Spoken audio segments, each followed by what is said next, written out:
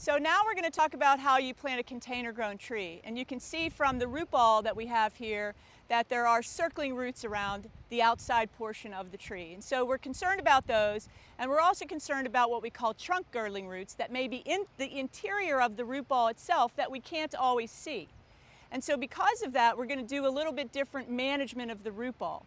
And that happens because oftentimes as the tree is upcanned or goes into larger containers over time, not all of those original circling roots are taken care of as you upcan that tree.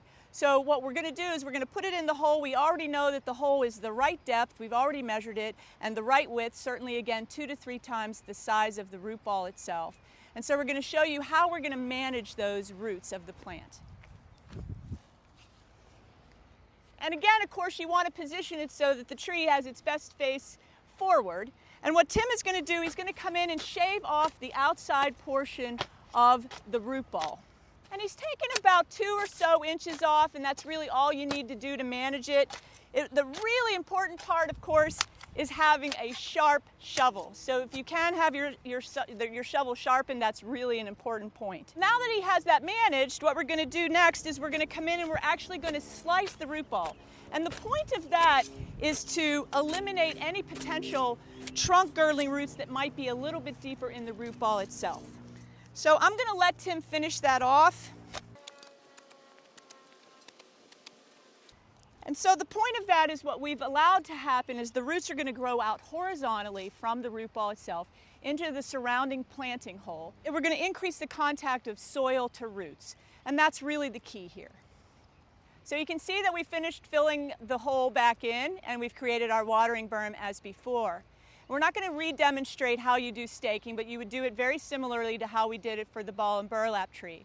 In this case, though, because it's such a small container, I would suggest only 1 cross piece and 2 downward spikes. And you want to place them where you're going to get the most support. And I would actually suggest staking this tree in this particular situation because it's fairly top heavy, a lot of crown for the height, and it is actually a very windy site. So you have to decide that for yourself.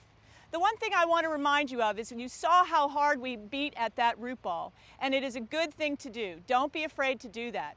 I've seen recently where people are recommending that you do an entire root washing. In most cases, that is not going to be economically feasible for most landscape contractors to do that. It would take a lot more time, and you'd have to really figure out where you're going to manage that water that you're going to use on the site and what you're going to do with all of the soil or media that's going to wash off of those root balls. So what we did here today really does take care of most of the circling and trunk girdling root problems that you might have. So get out there, plant some trees, and create a better tomorrow.